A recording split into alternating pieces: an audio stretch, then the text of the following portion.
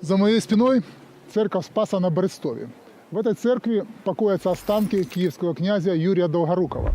Юрия Долгорукова российская мифология записывает в отцы-основатели города Москва. Но это, конечно, ложь. Никакой Москвы Юрий Долгорукий не основывал, так как к тому времени он уже давно умер.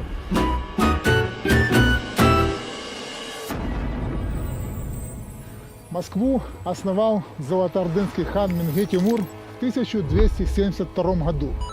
Не верите? Сейчас вам приведу элегантное доказательство, которое вы сами сможете проверить прямо сейчас, не вставая с дивана.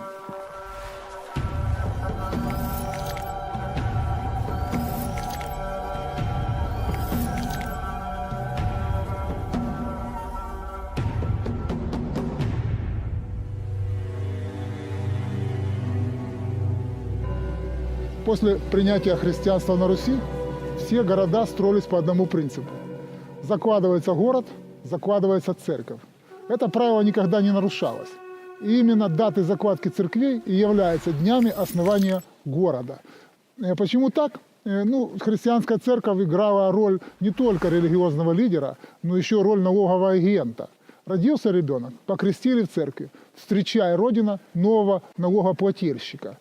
Церковь претендует на управление вашим сознанием, вашей волей. Если мы возьмем даты закладки московских церквей, то раньше 1272 года ни одной церкви не встречается. Если бы город основал Юрий Долгорукий, церкви бы были заложены в 1147 году, например, но их нет. От слова вообще ни одной. А вот после 1272 года аж 3. Это Данилов монастырь, Крутицкий архиерейский дом и храм Спаса на Бару.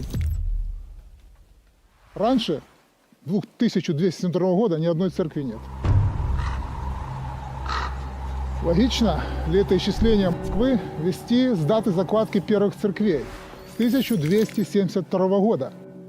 Руководителем Золотой Орды в 1272 году был Менгхе Тимур, который и выдал ярлык на основание города Москва и закладку первых 3 церквей.